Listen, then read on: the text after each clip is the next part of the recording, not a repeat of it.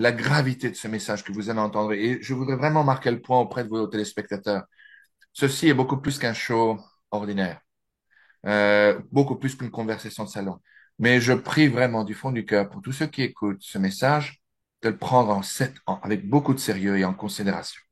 Car ceci est véritablement, sans la moindre attitude artificielle ou sans vouloir être plastique, c'est un écho d'une invitation du ciel qui vous est faite aujourd'hui à travers notre hôte, à travers ce message, à travers cette émission.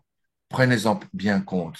Et avec cette information que vous êtes sur le point d'écouter, une énorme responsabilité vous incombe et vous tombe entre les mains, celle de répondre oui ou non.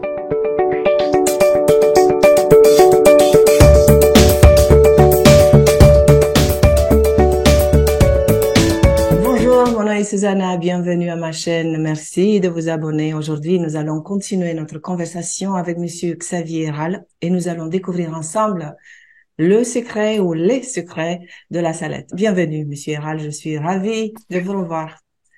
Moi de même, je vous remercie pour votre gentille invitation et je suis ravi d'être de retour. Ah oui, on va continuer aujourd'hui à découvrir un peu plus les secrets, les messages de notre mère, de la Sainte Vierge. Et pour ceux qui nous écoutent, si vous avez regardé notre première émission, vous savez que Monsieur Herral a publié récemment un livre intitulé Révélation, les messages secrets cachés et les prophéties de la Sainte Vierge. Pas encore traduit en français, mais ça viendra, n'est-ce pas? Lors de notre première rencontre, nous avons exploré globalement l'historique de ce livre et l'expérience de Monsieur Herral dans le domaine des apparitions.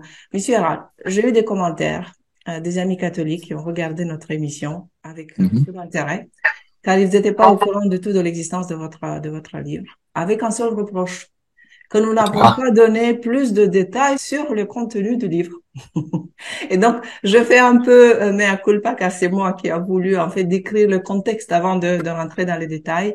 Et je peux rassurer notre audience que Monsieur Herral est plus que généreux avec l'information. Il dévoile tout sans censure. Donc, aujourd'hui, nous allons plonger dans ces détails les plus juteuses et les plus sensationnels. Donc, avant de découvrir les messages de la salette, est-ce qu'on peut faire une petite prière? Et je vous laisse. absolument. Quelle prière voudriez-vous faire? Vous me donnez le choix? Je vous laisse le choix, oui. Eh bien, que diriez-vous que l'on en fasse deux? Une prière exorciste, Saint-Michel-Archange, et une prière à Notre-Dame, le Ave Maria en latin, vous me le permettez? Absolument. Allez-y. Vous êtes charmante. Je vous remercie. Au nom du Père et du Fils et du Saint-Esprit. Amen. Amen. Saint-Michel-Archange, défendez-nous dans le combat. Soyez notre secours contre les méchancetés et les embûches du démon. Que Dieu le commande, nous vous prions en suppliant. Et vous, ô prince de la milice céleste, armé avec le divin pouvoir, chassez en enfer Satan et tous les esprits malins qui infestent le monde, en vue des pertes des âmes. Amen. Amen. Ave Maria, gratia plena, Dominus tecum, benedicta tu in mulieribus, et benedictus fructus ventris tui, Iesus. Sancta Maria, Mater Dei, et Mater Nostre, ora pro nobis peccatoribus, nunc, et in hora mortis nostre. Amen. Amen. Au nom du Père et du Fils et du Saint-Esprit. Amen. Merci. Amen. Merci à vous. Ah, ça fait du bien. Ça fait du bien. Absolument. On est maintenant bien protégé sous le bouclier de Saint-Michel-Archange. Absolument. Donc, commençons avec l'apparition de la Salette. Donc, on parle en effet de 19 septembre 1846. 46.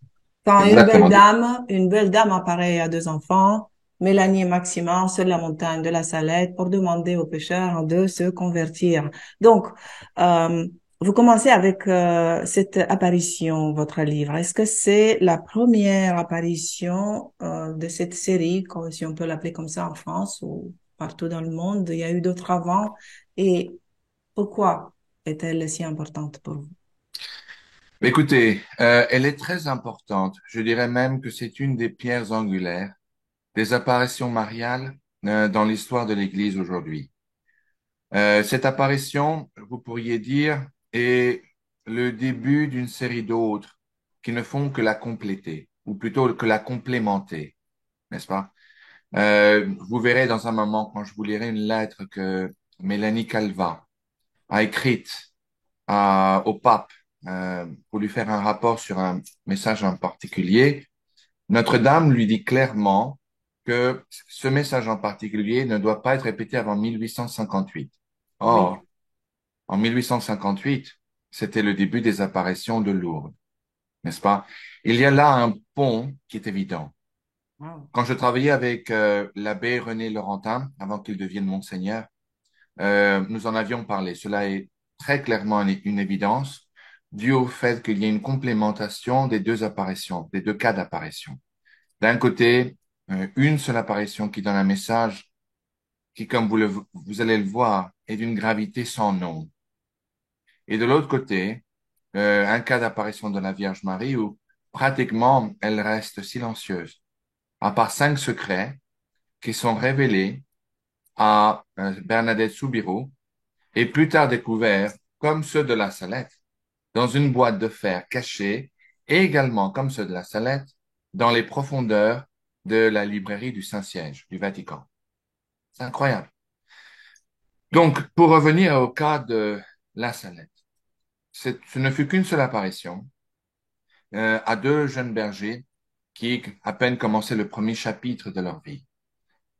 Et comme vous allez le voir, ce message, particulièrement les secrets, qui, je tiens à le souligner, ont été formellement reconnus et déclarés dignes de croyance, worthy of belief, comme on dit en anglais, par l'archevêque de Grenoble, ainsi que par le dicasterium de la doctrine de la foi au Vatican. Il n'y a pas de reconnaissance plus élevée que celle-ci. Ces déclarations ne déclarent aucunement que tout fidèle est obligé de croire en ces Oui. apparitions. Tout Oui. ce que cela indique ou incombe est qu'effectivement, ces messages, ces apparitions sont dignes de croyance. Il est bon, effectivement, d'écouter et d'appliquer, d'adapter sa vie sur les dires de la Vierge Marie au voyant de la Salette, n'est-ce pas? Néanmoins, en dépit, et cela est un véritable paradoxe, pour ne pas dire scandale, l'archevêque de Grenoble, parce que le message que vous allez entendre n'était pas politiquement correct pour lui ou plutôt convenient ou confortable, ni Mhm. pour le clergé de l'Église catholique romaine et apostolique, a décidé de le cacher. C'est absolument extraordinaire. Mais il l'a caché, il a placé les fameux secrets, parce qu'il n'y en a plus qu'un, les fameux secrets de la Salette dans une boîte de fer et l'a envoyé à la va-vite euh, par un envoyé dans les profondeurs cachées des librairies du Vatican. Cette boîte fut découverte par accident par l'abbé Corteville en 1999. L'abbé Corteville, à l'époque, était un assistant au travailler main dans la main avec l'abbé René Laurentin, avec qui moi-même j'ai travaillé indirectement sur un cas d'apparition il y a de nombreuses années de cela, mais qui, l'abbé Corteville lui a présenté tout de suite sa découverte et immédiatement, le lendemain matin, l'a présenté au préfet de la congrégation de la doctrine de la foi, qui à l'époque était son éminence le cardinal Ratzinger, futur pape Benoît XVI. Immédiatement, l'imprimatur leur fut raccordé et le livre s'est vendu comme des petits pains. Et quel Donc, était, mais puisque vous le mentionnez, monsieur, Monseigneur René Laurentin, quel était son avis, à ce sujet? l'abbé Laurentin, tout de suite a pris en considération, et cela, il me l'a dit à moi-même lorsque je l'ai rencontré à Évry, il y a un certain nombre d'années de cela. Il m'a très clairement dit, premièrement, le fait que cette apparition a fut déclarée comme étant digne de croyance, aussi bien à Grenoble qu'à Rome, cela lui donnait une énorme belligérance. Il y croyait.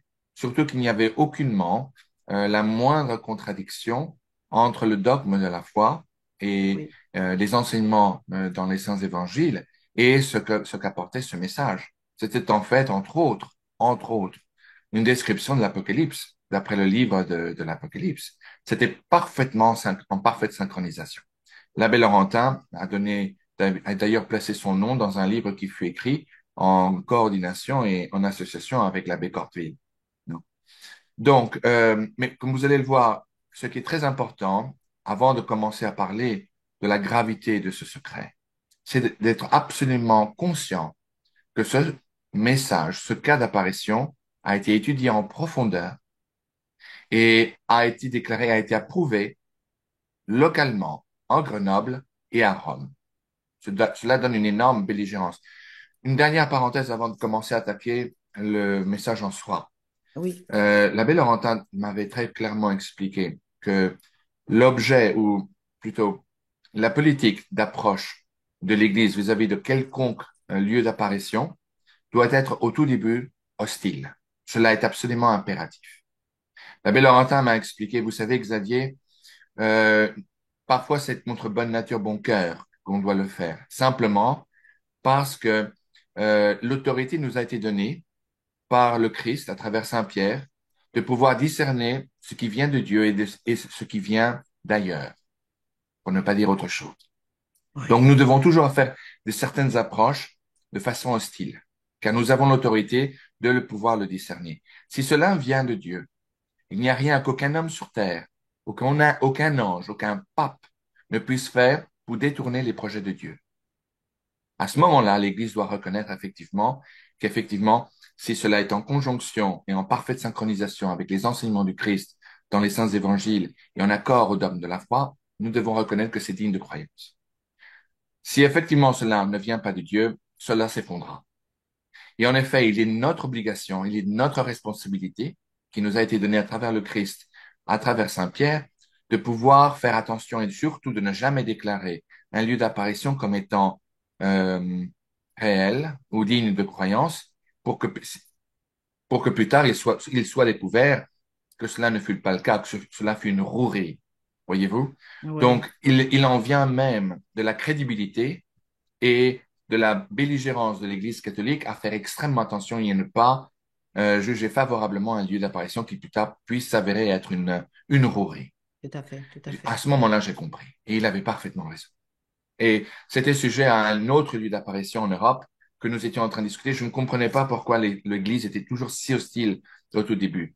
Donc, il m'a bien remis à ma place en me faisant comprendre la stratégie de l'Église catholique qui est très sage, qui a plus de 2000 ans d'existence et qui, au cours de ces 20 siècles, a appris la sagesse et un certain savoir-faire sur, sur l'étude de lieu d'apparition de la Vierge Marie.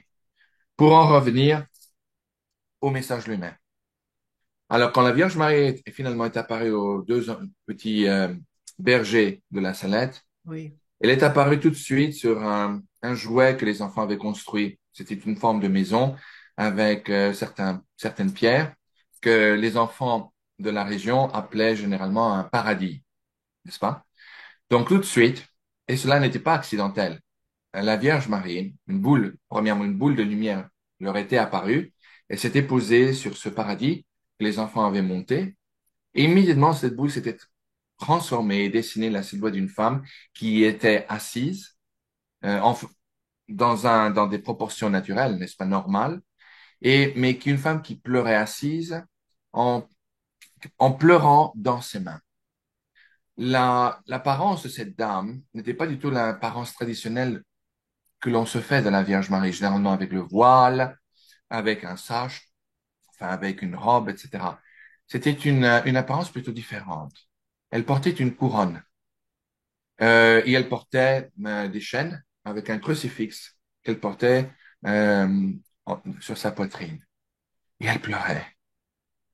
Quand les enfants se sont approchés à elle, effectivement, ils étaient ébahis, ils ne savaient pas très bien quoi en penser.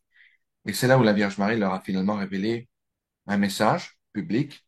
Et puis chacun individuellement, message privé, secret. Et un Giraud également une mission qu'il devait accomplir plus tard. Et je vais vous expliquer tout en détail. Au fur et à mesure que la Vierge Marie s'adressait à Mélanie Calva pour lui révéler son secret, le petit bonhomme, qui était Maximin Giraud, n'entendait rien du tout, n'arrivait pas à entendre ce que la jolie dame disait à la petite fille. Et cela n'est pas difficile à croire, car À Fatima, la même chose s'était passée avec le jeune Francisco, quand la Vierge Marie apparaissait et parlait aux deux petites filles, à Jacinta et à Lucia. Mais dans ce cas-là, c'était la même chose. Puis, une fois que le message fut révélé en privé à la jeune Mélanie, la Vierge Marie s'adressa finalement au jeune Maximin et à son tour lui révéla un secret et une mission qu'il devait accomplir plus tard dans sa vie. À ce moment-là, à partir de là, le message fut présenté. Ce ne fut pas toujours facile. Les enfants furent calomniés pendant un certain temps, accusés, euh, insultés. Finalement, l'évêque local, après de nombreuses années d'investigation, s'est rendu compte s'est rendu compte de l'évidence, à l'évidence que ce ne pouvait être que la Vierge Marie qui leur est apparue et qu'effectivement leur a dévoilé ce message. Mais le message, à titre religieux, et surtout, comme vous le verrez dans un moment, à Ouais. titre politique, est absolument bouleversant. Bouleversant, tout à fait. Mais Maxima, il n'a jamais divulgué son secret d'une manière directe au public, mais par d'autres moyens. Et le contenu exact de ce message n'a jamais non plus été rendu public. Nous allons parler, en fait, l'histoire de son secret est quand même est fascinante et intrigante à la fois. Tout Nous à fait. allons parler à la fin de cette émission du secret de Maxima. Donc, restez donc avec nous jusqu'à la fin pour tout apprendre de cette apparition de la Salette. Et donc, si revenons à Mélanie, elle a publié son secret la première fois en 1860 ou 58? En 58, si je ne me trompe. En 58, donc 12 ans plus tard. Sa vie n'a été plutôt compliquée. Celle-ci a essayé d'entrer dans un ordre religieux. Ça n'a pas toujours bien marché. Elle fut énormément critiquée. Beaucoup de religieuses furent très jalouses de son expérience. Elle fut moquée, mais sa vie n'a pas été une partie de plaisir. Elle a dû croiser le fer avec de nombreuses accusations. Et Maximin aussi, au fur et à mesure qu'il est grandi, qu'il est devenu un homme. Il a servi dans l'armée sous les couleurs.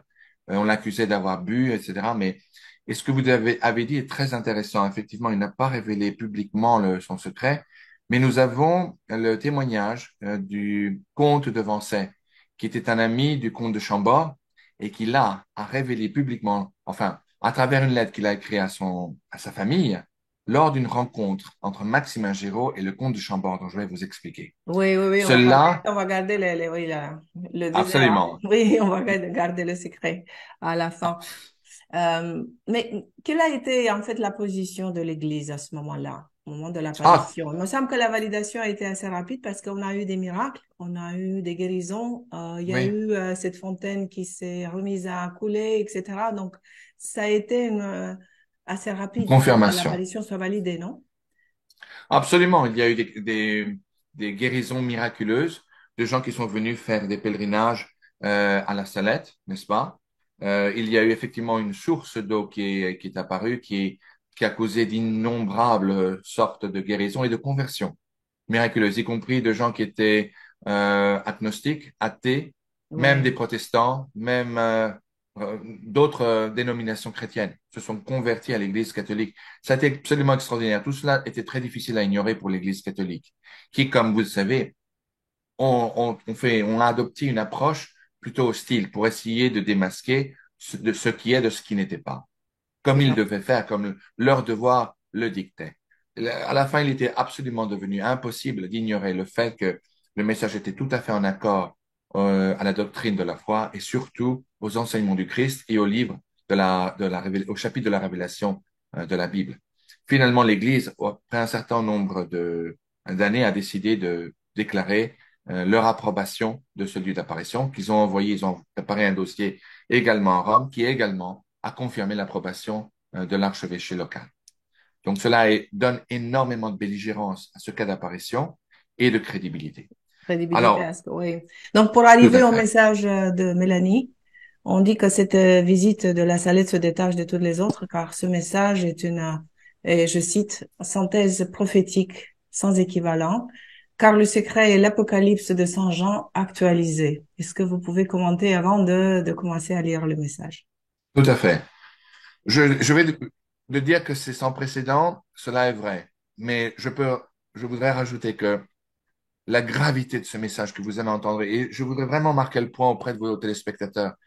Ceci est beaucoup plus qu'un show ordinaire, beaucoup plus qu'une conversation de salon.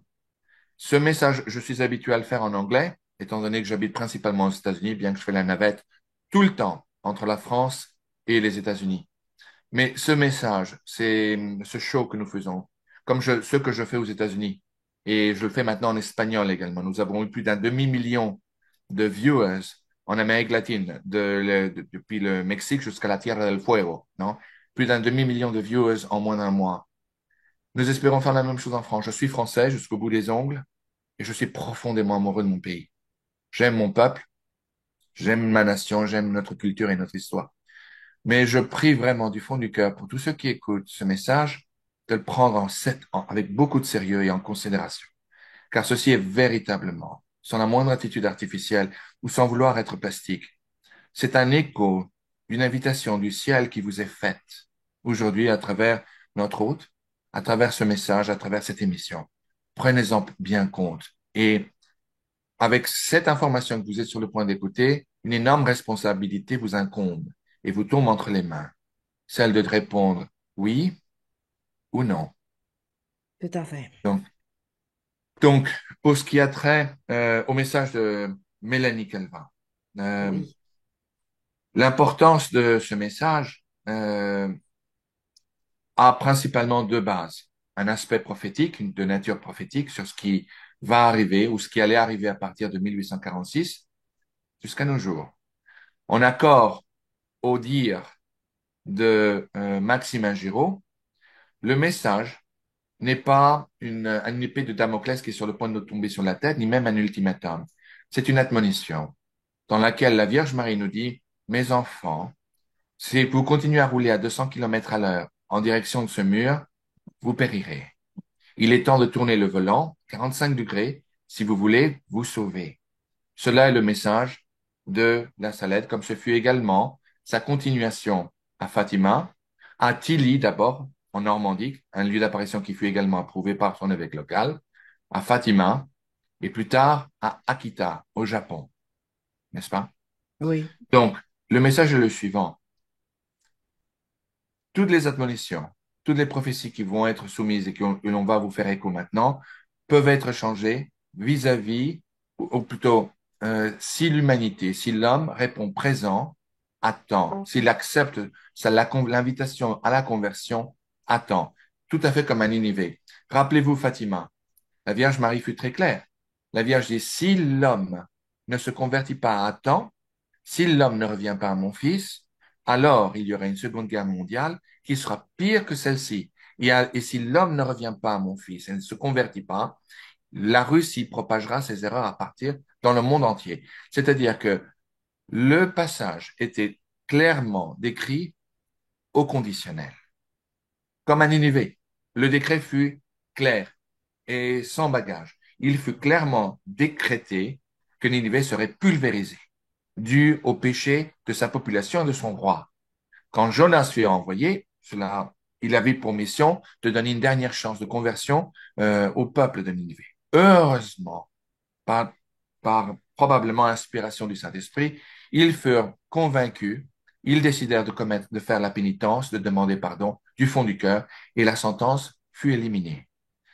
Le même principe retombe sur les prophéties de la Salette, comme aussi cela retombait sur les prophéties de Fatima, ceux de Akita, etc., etc., etc. Donc, j'espère que cela répond à votre question. Pour le oui. message en soi, si vous voulez, euh, je peux commencer à le lire à partir du début et ensuite en couvrant les secrets en question. Bon, ben, je vais commencer tout d'abord et je ne vais pas, le message est très très long. Rappelez-vous, il n'y avait qu'une seule apparition. Si vous ne voyez pas d'inconvénient et si vous m'en donnez la Non, non, permission pas en du vue tout, du au fait, contraire, au contraire. très bien, car je sais que nous faisons la course contre la montre, n'est-ce pas? Donc, je commence ainsi. Cela a été adressé aux deux enfants en même temps. La Vierge commence en disant, venez mes enfants, n'ayez pas peur. Je suis ici pour vous annoncer de bonnes nouvelles. Si mon peuple ne se soumet pas, je suis obligé de lâcher le bras de mon fils. Il est fort et si lourd, et je ne peux plus le retenir. J'ai tant souffert pour vous tous. Si je veux que mon fils ne vous abandonne pas, je suis obligé de le prier sans cesse pour vous tous, mais vous y êtes indifférents. Malgré vos prières et vos œuvres, vous ne pourrez jamais compenser la douleur que j'ai prise sur moi pour vous tous. Je vous ai donné 6 jours pour travailler, j'ai réservé le septième, et ils ne veulent pas me l'accorder. C'est ce qui rend le bras de mon fils plus lourd. Là, la Vierge Marie parle de la récolte locale, que la première punition qui incombera à la région, mais plus tard, certains théologiens, dont le Père Laurentin, dont Monseigneur Laurentin, m'expliquera que cela ne se limitera pas simplement à la région locale de la Salette, sinon bien à toute l'Europe, dont entre autres à l'Irlande. Il y a eu là plus tard l'apparition de Knock, qui était une continuation également de l'apparition de la Salette. De la Je Salette. continue. Oui. Vous ne comprenez pas, mes enfants, je vais vous le dire autrement. Si la récolte est perdue, si vous avez du blé, vous ne devriez pas le semer. Quoi que vous semiez, les bêtes le mangeront et tout ce qui viendra se transformera en poussière quand il sera récolté. Une grande famine viendra. Avant les grèves, avant les grèves de la faim, les jeunes enfants de moins de 7 ans auront des secousses, des tremblements de sorte et mourront aux mains des personnes qui les tiennent. Les autres feront pénitence avec la faim. Les coquilles des noix seront vides et les raisins pourriront. Cela, effectivement, quelques années plus tard, s'est produit, non seulement en France, mais dans de différents lieux en Europe, en Allemagne, certains lieux en Espagne, et de façon plutôt inattendue. Ce n'était pas, c'était plutôt assez odd, as we say in English, comme on dit en anglais, non? Et en Irlande, la fameuse famine des pommes de terre, qui a causé des quantités de morts. Mais nous allons revenir à cela un peu plus tard, si vous voulez bien. Nous allons directement maintenant au message, au secret de la sellette qui fut révélé à Mélanie Calva. Mélanie, je vais mettre mes lunettes, si vous ne m'excusez. Je sais qu'elles Je sont vous excuse. énormes et j'ai l'air du Mister Magoo, mais cela m'indiffère. Voici le message donné à Mélanie Calva. Les prêtres, ministres de mon Fils, pour leur mauvaise vie, pour leur irrévérence et leur impiété dans la célébration des saints mystères, pour leur amour de l'argent, pour leur amour de l'honneur et des plaisirs. Les prêtres sont devenus des manteaux d'impureté. Oui, les prêtres exigent la vengeance, et la vengeance est suspendue au-dessus de leur tête. Malheur aux prêtres et à ceux consacrés à Dieu qui, avec leur infidélité et leur mauvaise vie, crucifient à nouveau mon Fils. Les péchés des consacrés crient au ciel et crient vengeance. Et voici la vengeance à leur porte, parce qu'il n'y a plus personne pour implorer la miséricorde et le pardon pour le peuple. Il n'y a plus d'âme généreuse. Il n'y a personne digne d'offrir la victime immaculée à l'Éternel au nom du monde. Dieu frappera d'une manière comme aucune autre auparavant. Malheur à l'habitant de la terre. Dieu épuisera sa colère et personne ne pourra échapper à tant de mots ensemble. Les dirigeants, les dirigeants du peuple de Dieu ont négligé la prière et la pénitence, et le diable a obscurci leur intelligence. Ils sont devenus ces étoiles errantes que le vieux diable traînera avec sa queue pour les faire périr. Dieu permettra au vieux serpent de diviser les dirigeants de toutes les sociétés, de toutes les familles. Il y aura des souffrances physiques et morales. Dieu abandonnera les hommes à leur sort et enverra des châtiments qui se succéderont pendant plus de 35 ans. La société est à la veille des fléaux les plus terribles, des plus grands événements. Il faut s'attendre à être gouverné avec une verge de fer et à boire une calice de colère divine. Que le vicaire de mon fils, le souverain pontife Pie IX, ne quitte pas Rome après l'année 1859, mais qu'il soit ferme et généreux. Puisse-t-il combattre avec les armes de la foi et de l'amour. Je serai avec lui, qu'il garde Napoléon à l'esprit. Son cœur est à double face, et quand il voudra être à la fois pape et empereur, Dieu le retirera bientôt. Il, Napoléon III, est cet aigle qui, voulant s'élever toujours plus haut, tombera sur l'épée qu'il voulait utiliser pour forcer le peuple à le soulever. L'Italie sera punie dans son ambition pour avoir voulu se débarrasser du joug du Seigneur des Seigneurs. Elle aussi sera livrée à la guerre. Le sang sera versé partout. Les églises seront fermées ou profanées. Les prêtres et les religieux seront chassés. Ils les feront mourir et mourir d'une mort cruelle. Beaucoup abandonneront leur foi et le nombre de prêtres et de religieux qui se sépareront de la vraie religion sera grand. Parmi ces gens, il y aura même des évêques. Que le pape soit sur ses gardes contre les faiseurs de miracles, car le temps est venu pour les merveilles les plus étonnantes qui auront lieu sur terre et dans les airs. Une brève parenthèse là-dessus. Oui. Nous avons fait plusieurs émissions télévisées ici aux États-Unis sur cet extrait du passage de l'apparition de la Salette. Je ne sais pas si c'est le cas en France. Tout dernièrement, il y a une vague, n'est-ce pas, qui se répand dans les médias américains ayant trait aux ovnis. Et il y a eu dernièrement, même il y a quelques jours, un ancien agent de la CIA, je crois qu'on dit en français, qui a juré sous serment devant des représentants du Sénat américain qu'effectivement, le gouvernement américain a découvert et a ramassé plusieurs ovnis qui se seraient écrasés et détiennent des corps de leurs pilotes, qui ne seraient pas d'origine terrestre. Il y a un certain prêtre qui est le père recteur d'un nouvel ordre religieux au Québec qui s'appelle le Révérend Père Michel Rodrigue, qui a parlé de cela et des révélations que notre Seigneur lui a faites Hmm. concernant ces fameux ovnis. Donc, tout le monde ici aux États-Unis et au Canada, donc, tout le monde est en train d'en parler aujourd'hui. Et d'après lui, les révélations que notre Seigneur lui a dit est qu'effectivement, ces êtres sont des êtres qui ont été formés, mais qui ne viennent pas effectivement d'un autre monde, sinon qui ont été faits de façon expérimentale ici sur la Terre. Mais ce sont des êtres qui ont été formés par des sociétés, des sectes lucifériennes, et qui effectivement sont des êtres qui sont parfaitement et totalement possédés par des anges déchus, n'est-ce pas? Je sais que ça sent très Hollywood, tout ça, très Oui. américain. Je ne vous le fais pas dire, mais vous savez, je préfère ne pas brûler de pont derrière moi, ni de fermer des portes à clé derrière moi, sans pour autant avoir des évidences. Je préfère faire le pari de Pascal, voyez-vous, que de dire non tout de suite.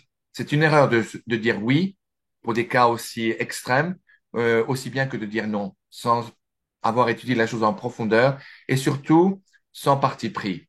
Les partis pris sont toujours néfastes et de mauvais conseillers. Je continue. Oui. En 1864, Lucifer, avec un grand nombre de démons, sera libéré de l'enfer. Ils aboliront peu à peu la foi dans les personnes consacrées à Dieu. Une autre brève parenthèse. En 1854, c'était là où les grandes tensions, aussi bien en Amérique qu'en Europe, ont commencé à monter. Les tensions entre le Danemark et l'Allemagne, les préparations de guerre, les tensions diplomatiques entre la France et les Prussiens, avec le Kaiser.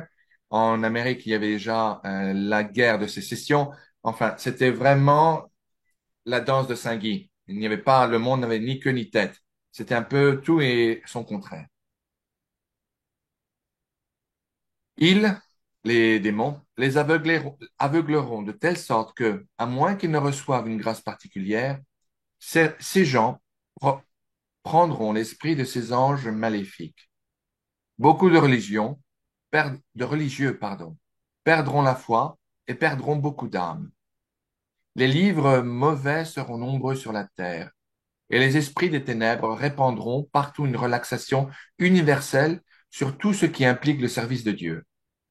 Ils auront un très grand pouvoir sur la nature. Cela, entre parenthèses, n'est pas sujet à interprétation. Cela s'est déjà démontré. Il y a beaucoup de sectes lucifériennes et sataniques qui utilisent beaucoup la magie noire. Aux États-Unis, c'est bien connu. Il y a eu des exemples qui ont été télévisés, qui ont été documentés, absolument incroyables. Il y a une religion officielle qui est l'Église de Satan aux États-Unis. Et effectivement, ces gens utilisent la magie noire. C'est absolument ce qu'ils sont capables de faire. bouleverse l'imagination. Cela, il ne faut pas vraiment ignorer ou même se laisser inspirer par le rire, car cela est une réalité qui aujourd'hui n'est plus discutée, en tout cas dans ce pays, ici aux États-Unis. Je continue. Il y aura des églises pour servir ces esprits. Ça confirme ce que je viens de vous dire. Les gens seront transportés d'un endroit à un autre à travers ces mauvais esprits. Même les prêtres le seront parce qu'ils ne seront pas conduits par le bon esprit de l'Évangile, qui est un esprit d'humilité, de charité et de zèle pour la gloire de Dieu. Ils feront ressusciter les morts et les justes. Cela aujourd'hui, nous le voyons aujourd'hui, ne serait-ce qu'avec le voodoo. Cela se passe, c'est absolument perverse. Mais cela a été aussi documenté. Cela se voit. C'est de là que le mot zombie provient, entre autres. Je continue. Il y aura des merveilles extraordinaires partout parce que la vraie foi s'est éteinte et parce que la fausse lumière illumine le monde. La fausse lumière, entre parenthèses. Vous savez, le temps des Lumières, comme on appelait cela du temps de la La Révolution. révolution, oui. Absolument. C'était une lumière fausse. Vous savez, il y a quelque chose qu'on appelle ici aux États-Unis, on appelle la lumière noire.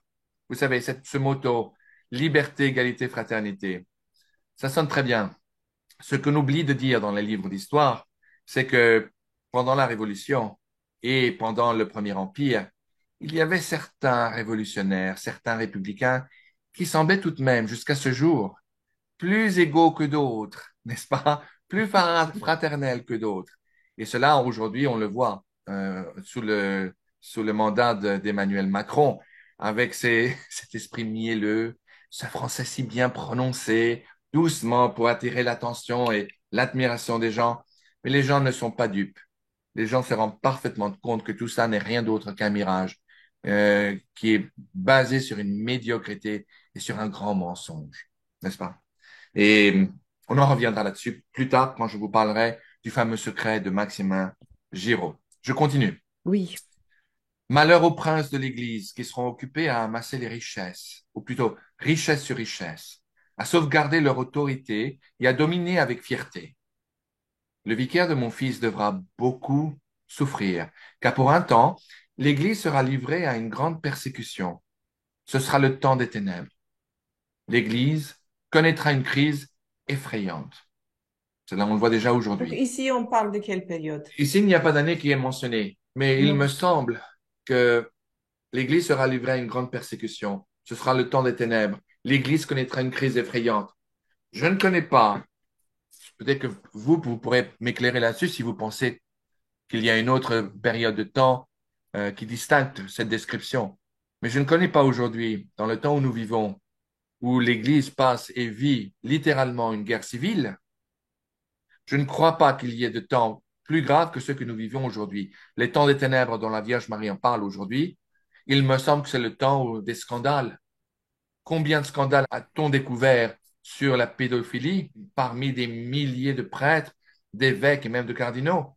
Ici aux États-Unis, je ne sais pas si vous avez entendu parler de cardinal McCarrick, n'est-ce pas, qui initialement était connu pour avoir mené d'innombrables séminaires à des relations homosexuelles immondes, au point que sa sainteté, Pope Benoît XVI, l'a démis de ses fonctions. L'Église n'a fait que collectionner scandale après scandale depuis environ, facilement, je dirais, une soixantaine d'années. Et je crois que cette description que la Vierge fait aux enfants de la Salette correspond parfaitement à l'époque dans laquelle nous vivons aujourd'hui. Je continue. S'il vous plaît. Une fois la sainte foi de Dieu oubliée, chaque individu voudra se guider et être supérieur à ses semblables. Ils aboliront les pouvoirs civils et ecclésiastiques. Tout ordre et toute justice seront foulés aux pieds. Seul le meurtre, la haine, la jalousie, les mensonges et la discorde seront vus sans amour du pays ou de la famille. Ça, c'est clair. Tout ce qui a trait aujourd'hui au patriotisme, à l'amour de la famille, à la décence. Aujourd'hui, c'est tremplé, tout le monde marche dessus. Si on sort un drapeau français, on le place à la fenêtre, on est immédiatement traité de nationaliste, pour ne pas dire de néo-fasciste. Toutes les valeurs qui étaient nôtres, les valeurs de l'amour de la famille, ce qui était décent auparavant, aujourd'hui, est indécent. Les indécences d'hier sont décentes et acceptables aujourd'hui. Et si par mégarde, vous veniez à dire que, par exemple, l'homosexualité est une indécence, que l'avortement est acceptable, que cela ne dépend que de la volonté de la mère. Oui, et si vous osez vous opposer à ces notions-là, vous serez traité de néo-nazi, de facho et je ne sais quoi. C'est la grande peur des Français, d'être appelés néo-fascistes, néo-nazis, alors qu'en fait, en vérité, tous ceux qui accusent cela savent que c'est une arme très puissante, n'est-ce pas? Il n'y a pas de réplique contre cela. Écoutez, il faut que cela cesse, parce que je vais vous dire, cela ne prouve qu'une chose, c'est que le ridicule ne tue pas, n'est-ce pas? De vouloir protéger, de défendre la foi catholique, ce n'est pas être néo-nazi. Celui qui vous parle aujourd'hui est le neveu d'un compagnon de la Libération qui a rejoint le général de Gaulle le 19 juin 1940 après avoir écouté son appel. Je peux vous assurer ceci, que tous ces officiers de la France libre, de la première heure, je ne parle pas de ceux qui ont rejoint le général de Gaulle après le 21 juin 1941, quand Adolf Hitler a lancé ses divisions sur la Russie. Parce que je vous rappelle qu'en tout début de la guerre, c'était, et aussi on va parler de prophétie de la guerre, mais au tout début de la guerre, les gens de gauche, les communistes en particulier, qui étaient appuyés par par Staline depuis la Russie, il y avait une alliance non déclarée entre Staline et Adolf Hitler. La division a commencé par la division de la Pologne en 39, n'est-ce pas? Il faut pas oublier cela. L'invasion des pays baltiques par la Russie qui était approuvée par Adolf Hitler. L'Allemagne et la Russie étaient alliés jusqu'en 21 juin 1941, quand Adolf Hitler a lancé l'opération Barbarossa, une opération surprise contre la Russie. Alors là, oui, les résistants, tout de suite communistes, socialistes, sont venus rejoindre le général de Gaulle. Ah oui, c'est une question d'honneur. Je vous en prie, ne me faites pas rire. Vous savez, je peux vous dire que j'ai écrit un livre également sur les aventures de mon oncle Jean Hérald, qui s'appelle Héroïsme, aux éditions L'Harmattan, basé sur son journal de guerre qu'il a commencé le 19 juin 1940. Je peux vous dire qu'effectivement, à Londres, quand les Allemands commençaient l'invasion de la Russie et que la résistance commençait à grossir ses rangs, n'est-ce pas? Tout le monde était content, mais en même temps perplexe. C'était une alliance de convénience. C'est toujours la loi du plus fort c'est toujours la loi du plus fort qui a toujours raison. Non. De toute façon, l'humanité est l'humanité. Il ne faut pas se laisser tromper. Il est de notre devoir, aux fidèles, de défendre ce que la Vierge Marie ici à la Salette, ce que notre Seigneur nous a enseigné à travers les évangiles, ce que l'Église catholique défend aujourd'hui et nomme le dogme de la foi. Cela n'est pas du tout du néofascisme, c'est une défense de la décence, du bien contre le mal. Et donc, cette histoire, quand la Vierge parle de la lumière, de cette fausse lumière, cela me fait immédiatement penser à cette fausse lumière de la République qui a été responsable du versement de tellement de sang, à commencer par les martyrs de Vendée, Ah n'est-ce oui. pas? Sans même penser aux mêmes propres républicains qu'on a décapités, comme s'il n'y avait pas cette soif de sang que les républicains avaient était absolument une honte. Et ces républicains même croyaient représenter le peuple, alors qu'une grande majorité du peuple n'était pas du tout en faveur de cette boucherie que ces gens qui ont été menés remarquablement et paradoxalement par la noblesse qui était inspirée et influencée par la franc-maçonnerie qui provenait au-delà de la Manche, qui ont initié tout cela. Très peu de gens savent cela, malheureusement. Mais il est temps que cela se sache. Et la Vierge Marie, à travers cette apparition, en donne foi. Et vous verrez une fois que nous parlerons sur le secret de Maximin Giraud, comment elle le fait. Mais avec votre permission, je continue. Allons-y. Le Saint-Père souffrira énormément. Je serai avec lui jusqu'à la fin pour recevoir son sacrifice. Le méchant essaiera souvent de tenter contre sa vie, mais sans réussir à entraver à ses jours. Ni lui, ni son successeur, et puis là, il y a eu un bref silence, ne verront le triomphe de l'Église de Dieu, n'est-ce pas? En 1865, l'abomination sera vue dans les lieux saints, dans les couvents, les fleurs de l'Église seront purifiées, et le diable deviendra roi des cœurs. Que les chefs des communautés religieuses soient sur leur garde contre les personnes qu'ils devraient recevoir, parce que le diable utilisera toute sa malice pour introduire dans les ordres religieux des gens abandonnés au péché. parce que les désordres et l'amour des plaisirs charnels se répandront sur toute la terre. Je voudrais attirer votre attention sur certains extraits de la Bible. Par exemple, Lévitique 20:13, il est écrit, si un homme a des relations sexuelles avec un homme, comme il le fait avec une femme, les deux ont fait ce qui est abominable. Ils doivent être condamnés à mort. Leur sang tombera sur leur propre tête. Lévitique 20:13, c'est la Bible. Un autre passage. C'est pourquoi Dieu les a abandonnés à leur désir honteux. Même les femmes se sont retournées contre le chemin naturel et sont allées contre la nature. Et la même chose s'est produite avec les hommes, abandonnant la relation naturelle avec les femmes. Ils brûlaient de luxure entre eux. Les hommes ont fait des choses honteuses à d'autres hommes, et à la suite de ce péché, ils ont souffert en eux-mêmes la punition qu'ils méritaient. Ça, c'est Romains, chapitre 1, 26 à 27. Comment peut-on justifier ce genre de choses lorsqu'on est chrétien? Je reviens donc au message de la Vierge Marie. La France, l'Italie, l'Espagne et l'Angleterre seront en guerre. Le sang sera versé dans les rues. Les Français se battront contre les Français. Révolution. Les Italiens contre les Italiens. Puis, il y aura une guerre générale.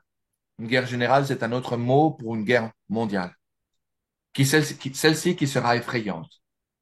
Pour un temps, Dieu ne se souviendra plus de la France ou de l'Italie parce que l'évangile de Jésus-Christ n'est plus connu. Les méchants utiliseront toute leur méchanceté. Les gens vont s'entretuer, se massacrer, même à l'intérieur des maisons. Au premier coup de son épée puissante, les montagnes et toute la nature trembleront de peur parce que les désordres des crimes des hommes passent à travers la voûte du ciel. Et là, ça devient très sérieux. Paris va sombrer et Paris et Marseille vont sombrer. De nombreuses grandes villes seront secouées et englouties par des tremblements de terre. Les gens croiront que tout est perdu. Seuls les meurtres seront vus et les bruits d'armes et de blasphèmes se feront entendre. Les justes souffriront beaucoup.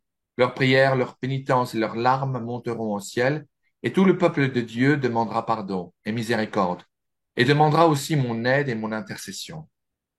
Alors, Jésus-Christ, par un acte de sa justice et sa grande miséricorde envers les justes, commandera à ses anges que tous soient exécutés. Soudain, les persécuteurs de l'Église de Jésus-Christ et tous les hommes livrés au péché périront, et la terre deviendra un désert. Alors il y aura la paix, la réconciliation entre Dieu et les hommes. Jésus-Christ sera servi, adoré et glorifié. La charité fleurira partout. Les nouveaux rois seront le bras droit de la Sainte Église, qui sera forte, humble, pieuse, pauvre, zélée et imitatrice des vertus de Jésus-Christ. L'Évangile sera prêché partout et les hommes feront de grands progrès dans la foi parce qu'il y aura unité parmi les ouvriers de Jésus-Christ et parce que les hommes vivront dans la crainte de Dieu.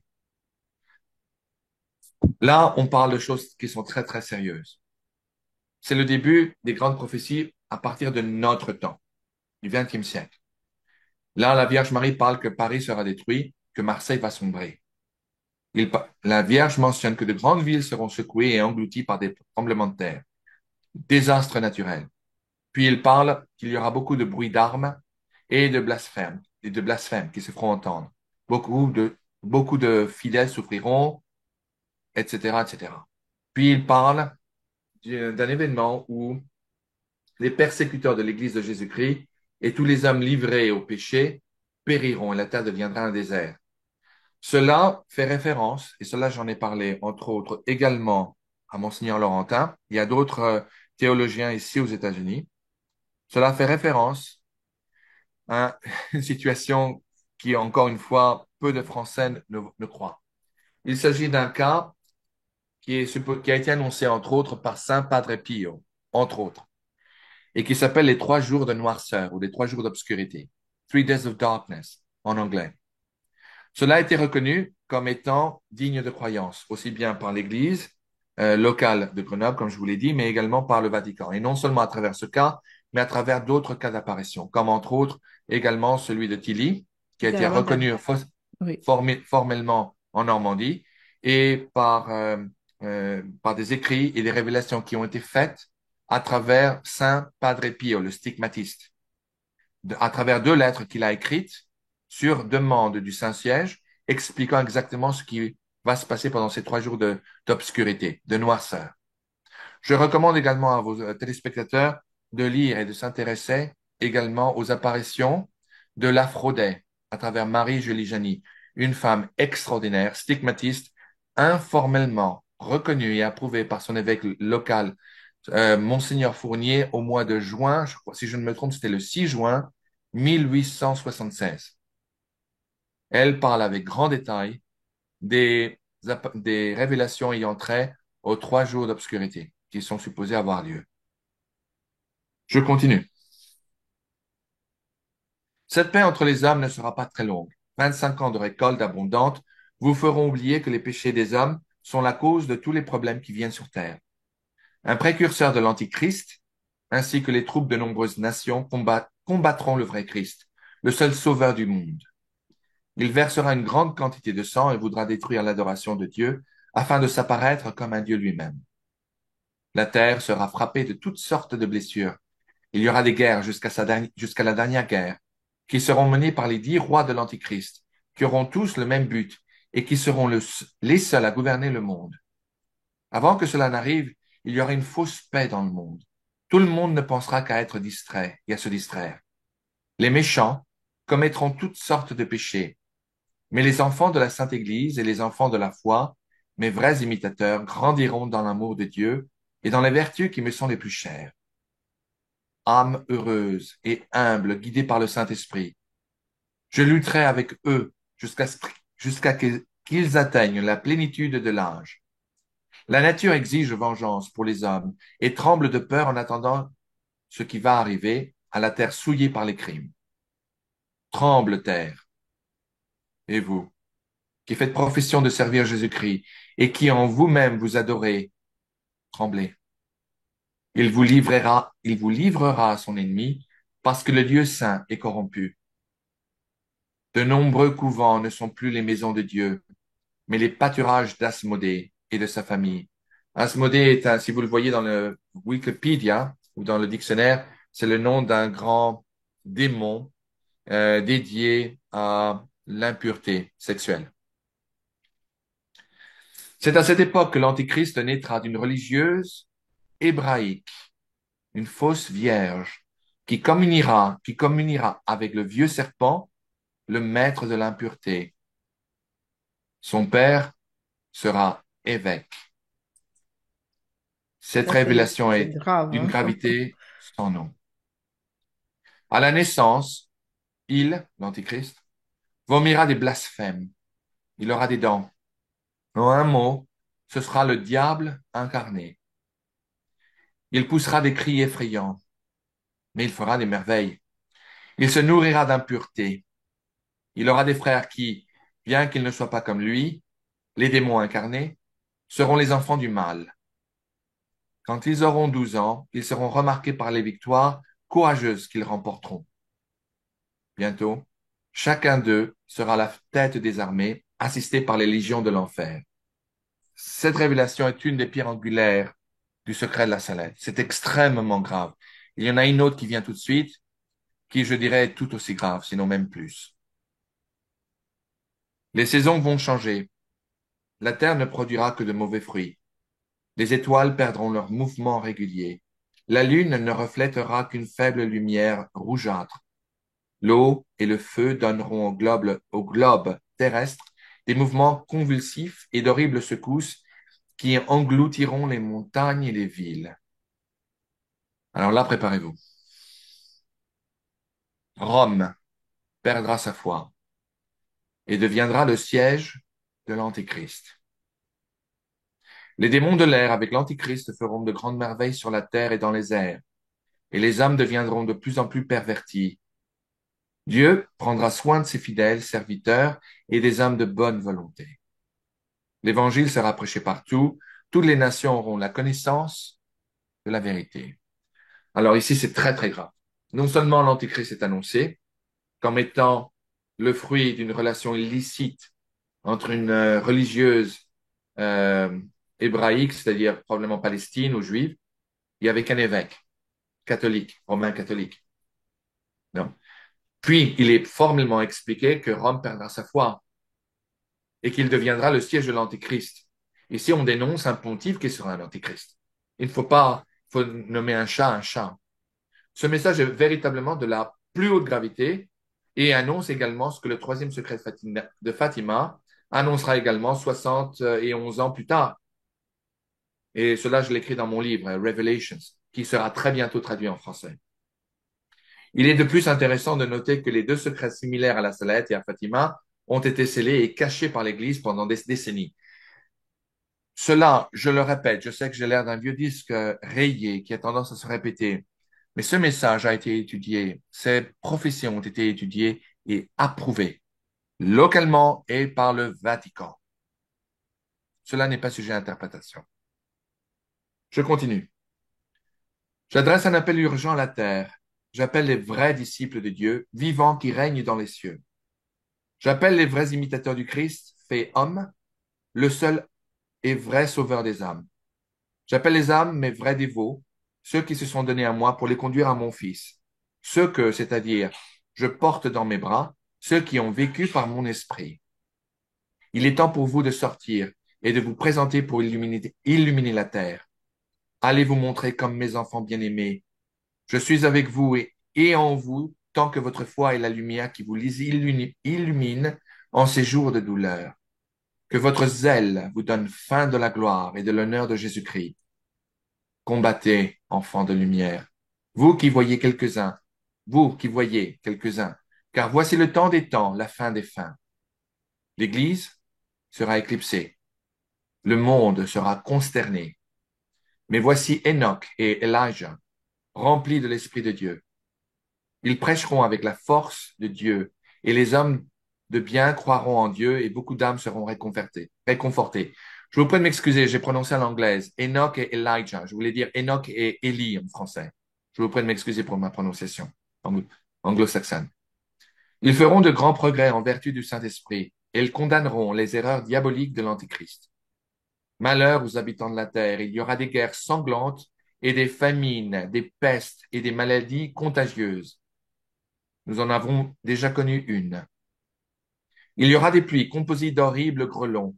Il y aura un tonnerre qui secouera les villes, des tremblements de terre qui engloutiront les pays. Des voix se feront entendre dans les airs.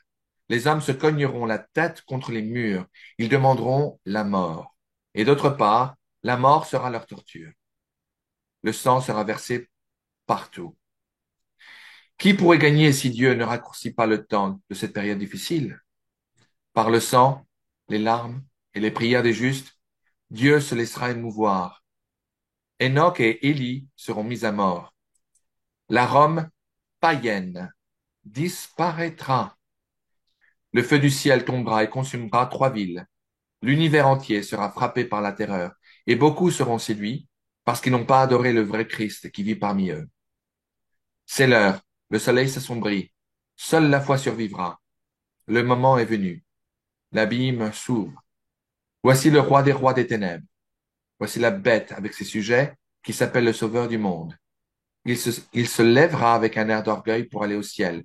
Il sera mortellement étouffé par le souffle de Saint Michel Archange. Elle tombera et la terre qui pendant 3 jours sera en transformation continue s'ouvrira pleine de feu. Là, la référence est clairement faite aux 3 jours d'obscurité. Il sera englouti pour toujours, c'est-à-dire le diable, dans les profondeurs éternelles de l'enfer. Alors l'eau et le feu purifieront la terre et consommeront toutes les œuvres d'orgueil des hommes, et tout sera renouvelé. Dieu sera servi et glorifié. Alléluia. Voilà. Mélanie Calvin a écrit une lettre à sa sainteté le pape Pie IX. Donc voici le texte, qui est assez court.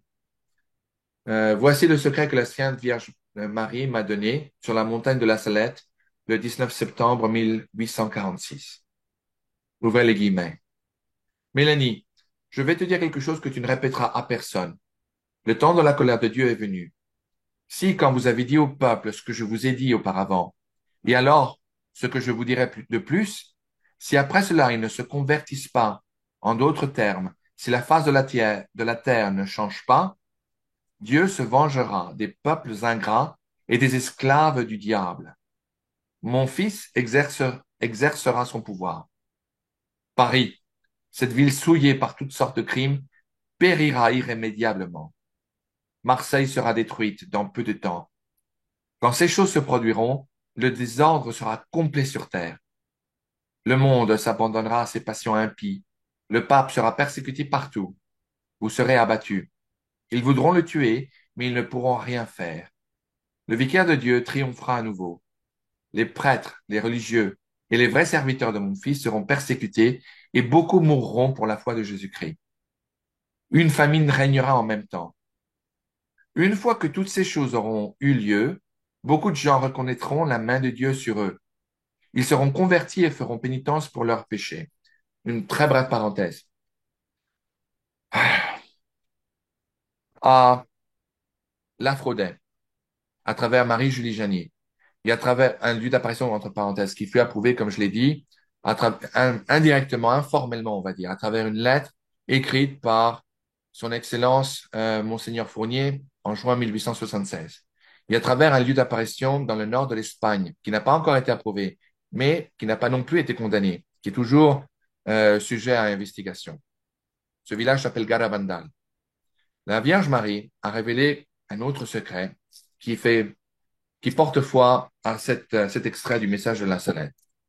La Vierge a annoncé qu'il y aurait une nouvelle Pentecôte qui serait la dernière évidence de la miséricorde de Dieu sur l'humanité et qui aura lieu dans un temps, environ un an avant un grand signe qui sera donné sur le mont des Pins à Garabandal.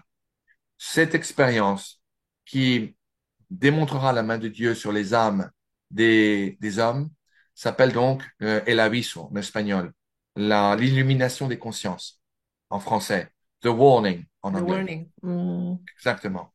Ce sera un moment où il a été révélé par la Sainte Vierge Marie, chaque être humain dans le monde tout entier, qu'il soit athée, musulman, juif, catholique, orthodoxe, etc., etc., pourra voir en toute honnêteté l'état de son âme comme Dieu la voit lui-même, le voit lui-même. Ce sera un moment où les intérêts personnels n'auront pas sa place. Chaque âme pourra voir les fautes qu'elle aura commises dans sa vie, les péchés qu'elles auront commises et la destination après sa mort. C'est-à-dire, si dans l'état actuel des choses, si ces âmes venaient à mourir, s'ils iraient ou bien en enfer, au purgatoire ou au paradis. À ce moment-là, la Vierge Marie a dit que cette expérience universelle euh, aura lieu pendant environ une quinzaine de minutes. La Vierge a annoncé que innombrables seront les queues des fidèles qui demanderont à être confessés par des prêtres catholiques. Les gens, toute personne au monde se rendront compte à ce moment-là que Jésus-Christ, que Dieu existe, que Jésus-Christ est son Fils et qu'il a fondé effectivement une église sur Saint-Pierre, qui est l'église catholique romaine et apostolique. Apostolique voulant dire de Saint-Pierre, de tous les papes jusqu'à François, n'est-ce pas? Puis, il y aura une période de temps de 6 semaines où le diable, il lui sera interdit d'influencer l'esprit humain. L'homme sera toujours libre de choisir entre le bien et le mal, mais le diable ne pourra pas exercer toutes ses roueries pour influencer l'homme vers le pire. Après cela, il sera autorisé et une explication sera donnée universellement par des scientifiques et des hommes politiques qui donneront pour explication de cette expérience le fait que supposément il y aura eu une tempête du soleil, une tempête solaire qui aura non seulement affecté d'innombrables satellites, mais effectivement la conscience humaine. Là, beaucoup d'hommes croiront et perdront à nouveau la foi. D'autres resteront fermes dans leur foi. Ce passage du message de la Salette confirme cette révélation qui fut faite, entre autres, à l'Aphrodite, à travers la stigmatiste Marie-Julie Jani et à travers les enfants de Garabandal. Je continue. Un grand roi montera sur le trône et régnera pendant quelques années. La religion s'épanouira et se répandra dans le monde entier, et la fertilité sera grande. Le monde heureux, le monde sera heureux et ne manquera de rien, et recommencera, mais recommencera plus tard ses désordres. Il abandonnera Dieu et s'abandonnera à ses passions criminelles. Parmi les ministres de Dieu et les épouses de Jésus-Christ, il y en a qui s'abandonneront au désordre et ce sera la chose la plus terrible. À la fin, un enfer régnera sur terre. Ce sera quand l'Antichrist naîtra d'une religieuse, mais malheur à elle. Beaucoup de gens croiront en lui parce qu'il prétendra venir du ciel. Malheur à ceux qui le croient. Le temps n'est pas loin. Ce ne sera pas 2 fois 50 ans. Ma fille, vous allez répéter ce que je viens de vous dire. Vous ne le direz à personne. Non. Si un jour vous devez le faire, vous ne direz pas de quoi il s'agit, car tu ne diras rien avant que je te dise de le faire.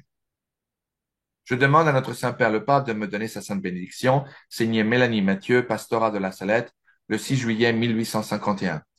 Ici, quand la Vierge lui a dit ce ne sera pas 2 fois 50 ans, là, elle faisait référence, n'est-ce pas, à l'existence et aux activités de l'Antichrist. En 1846, cela fut fait en 1851. Bon, le message fut donné en 46. Donc, il semblerait qu'à partir de 1800, 1946, 1947, ce fut quand les choses vont commencer pour l'existence de cet individu. Quelle coïncidence! Juste au moment où Israël fut créé, Inde est obligé de se, de se poser des questions. Il n'y avait aucune façon au monde pour que cette petite fille sache qu'exactement un siècle plus tard, ce serait la création de l'État d'Israël. Et que l'Antichrist serait le fruit illicite d'une juive, supposée religieuse juive, et d'un évêque catholique. Maintenant, nous allons revenir. On pourrait encore parler pendant des heures sur ce Ouais, sujet. pour récapituler un petit peu, je sais que le message n'est pas chronologique, ça je l'ai compris. Mais est-ce que nous, on peut tous les deux essayer de mettre un certain Absolument. ordre dans ces Absolument. informations reçues? Monseigneur René Laurentin est Oui. mort en 2017. Donc, je n'ai pas pu poursuivre malheureusement cette fascinante conversation avec lui. Mais les fameux 35 ans de fausse paix, moi j'interprète ça à partir de la chute du mur de Berlin, quand supposément la guerre froide était finie. Mhm. Non, 35 ans plus tard, environ, plus ou moins, il y a eu ce qui s'appelle l'expansion de l'OTAN vers les pays de l'Est. Vous, cher ami, vous en savez quelque chose. Les forces, le pacte, les nations du pacte de Varsovie se sont dissoutes. Elles sont devenues neutres, libres, et se sont ouvertes ouvertement à l'organisation nord-atlantique, l'OTAN. En 2022, là, une guerre qui semblait peu probable a finalement eu lieu. Cette fausse paix qui fut mentionnée à la Salette, à moi, me semble, a pris son fin lors de l'invasion de l'Ukraine par la Russie en février 2022. Une guerre qui d'ailleurs continue aujourd'hui, qui va mal pour les forces de l'OTAN et qui ne semble pas voir de lumière au bout du tunnel, encore aujourd'hui. C'est ainsi que je l'interprète.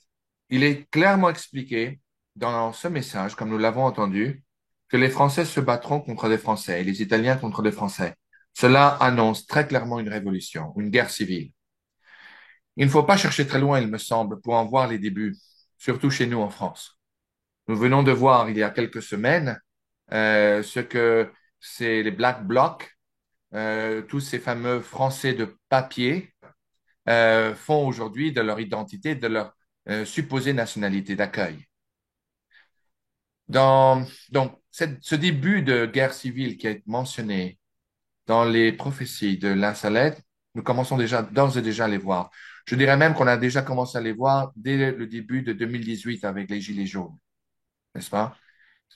En Italie, on n'en est pas loin. Il y a beaucoup de tensions en ce moment entre certaines autorités locales et la population. Surtout, il y a une certaine saturation d'une venue incontrôlée et non stoppée d'immigrants qui ont une culture et une façon de vivre totalement diamétralement opposées et différentes à celle de la population italienne ou européenne. Non. Donc, cela a été annoncé. À l'époque, c'était tout à fait irréaliste. Imaginez Français contre Français, enfin, oui et non, et Italien contre Italien, alors que l'Italie n'était pas entièrement unifiée encore à l'époque. Bon, Une troisième guerre mondiale qui est supposée pour se poursuivre. Rappelez-vous qu'il n'y a jamais eu de guerre mondiale, juste qui fut connue en 1846. La toute première guerre mondiale aura lieu en 1914 et se terminera en novembre 1918. D'appeler une guerre universelle, déjà, c'est extraordinaire. Ça n'était pas croyable à l'époque qu'il y ait une guerre mondiale. Ça ne semblait pas réaliste. Cependant, ça s'est passé. La Troisième Guerre mondiale s'annonce également quand Mélanie Calva fait écho de la prophétie de la destruction de Paris et de l'engloutissement de la ville de Marseille. Paris a également été annoncé comme, enfin, un avenir plutôt macabre à travers la stigmate Marie-Julie Janin, qui a annoncé que Paris serait pulvérisé et que sombrera dans un cratère sans fond. Le fameux révérend père Pell, dont le saint Padre Pio reconnaissait comme étant un saint et un prophète de Dieu, annonçait qu'effectivement, Paris serait détruit par des forces russes qui se retireraient de la capitale et qui lanceraient deux missiles nucléaires en plein milieu de la nuit, l'une qui partirait de la ville d'Orléans, qui serait encore sous occupation, et l'autre de la région de Blois. Il y a eu d'autres lieux d'apparition qui furent reconnus, qui annoncent également la destruction de Paris et la destruction de Marseille. Marseille à tous les coups, supposément sera engloutie par la Méditerranée. Parce que vu qu'on a parlé de Garabandal, Mhm. vite fait, on a entendu parler récemment que le pape prévoit faire une visite, une Un courte voyage. escale en fait plutôt à Moscou pour rencontrer le patriarche orthodoxe russe. On est où en fait dans la succession des événements à suivre? Eh bien, c'est une bonne question.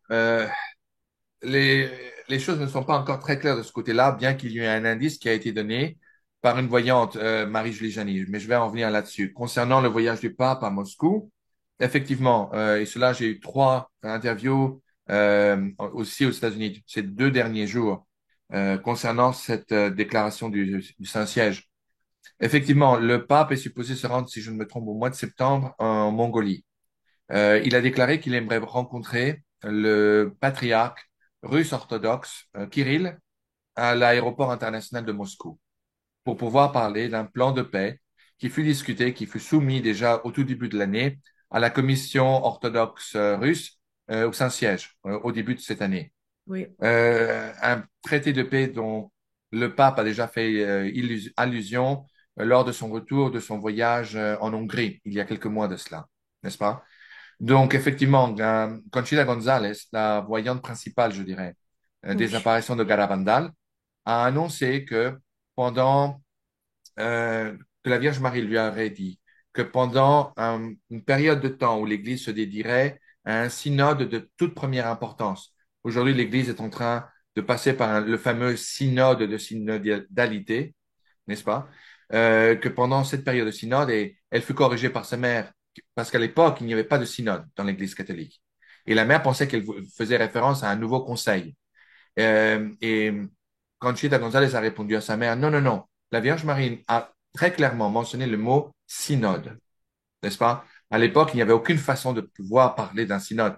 Personne dans l'Église, aucune autorité n'en faisait lieu.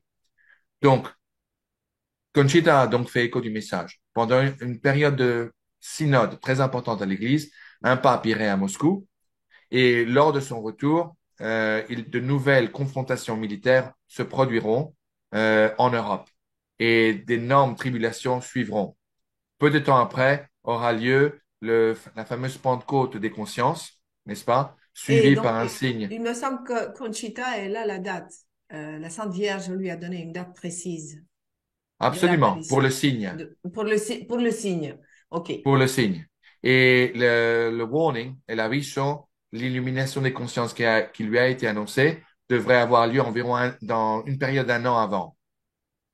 Donc, ce qui est supposé avoir lieu en ce moment, si la prophétie de Garabandal a effectivement lieu, lorsque le pape reviendra de son voyage de Moscou, il y aura de nouvelles confrontations en Europe.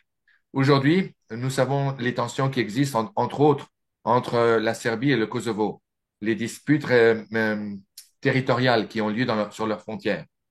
Nous savons également que traditionnellement, la Russie appuie toujours la Serbie. Et le Kosovo, qui a été fondé principalement grâce aux auspices de l'Union européenne et de l'OTAN, sera appuyé par l'OTAN. Ici, il semblerait qu'il y ait un feu qui n'attend qu'une nouvelle huile pour la faire grandir de plus fort. La situation est sérieuse aujourd'hui dans les Balkans et elle a le potentiel de s'aggraver. Si effectivement ce que Conchita nous annonce est vrai, il semblerait que ce serait probablement l'un des lieux où les choses deviendraient pires. Un catalyse peut-être pour quelque chose de beaucoup plus grand. On comprend davantage, en fait, pourquoi la Sainte Vierge elle revient et revient. Tout à J'ai fait. l'impression qu'on doit aller jusqu'à la fin. On doit aller jusqu'à la fin. Et il n'y a pas de... partout, on voit la même chose. Dans l'Évangile, on a tous ces messages reçus, pas seulement de la Sainte Vierge, mais d'autres aussi que vous mentionnez dans votre livre. Le message est toujours pareil. Oui. On a le libre arbitre. On pourrait l'arrêter, mais j'ai l'impression que on pourra pas. Je sais pas. Je sais pas. Peut-être je suis dans une phase pessimiste. Non, lucide, je dirais. Je crois que vous êtes très lucide.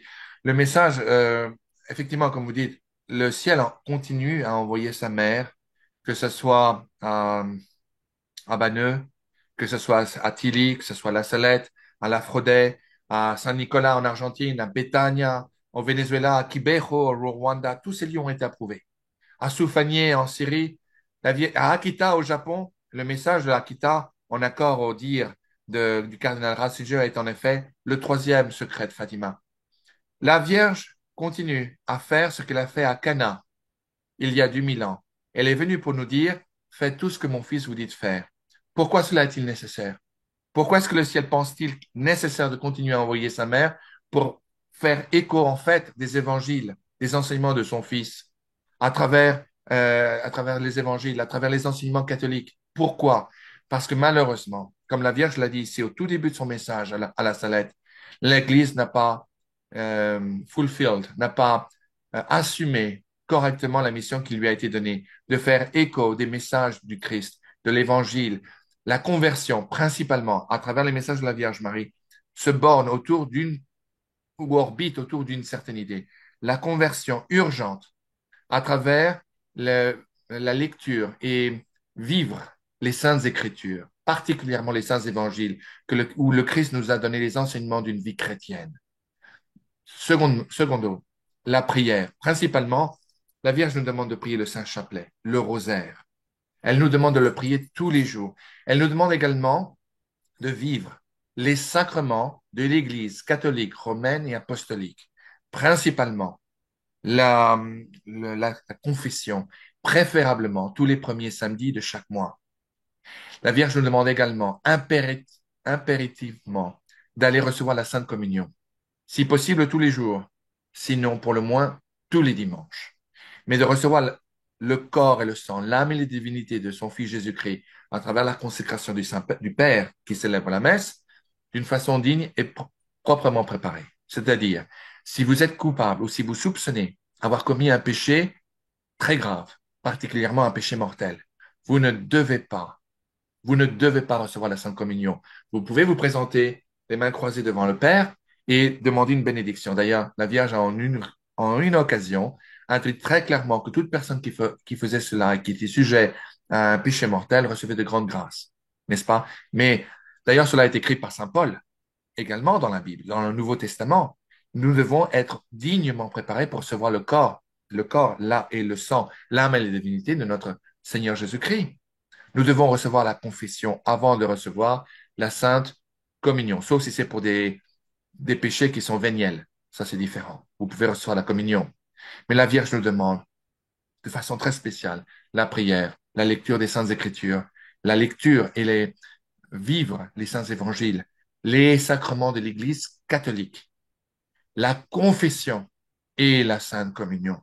La Vierge a expliqué que là, ce sont les clés du salut éternel.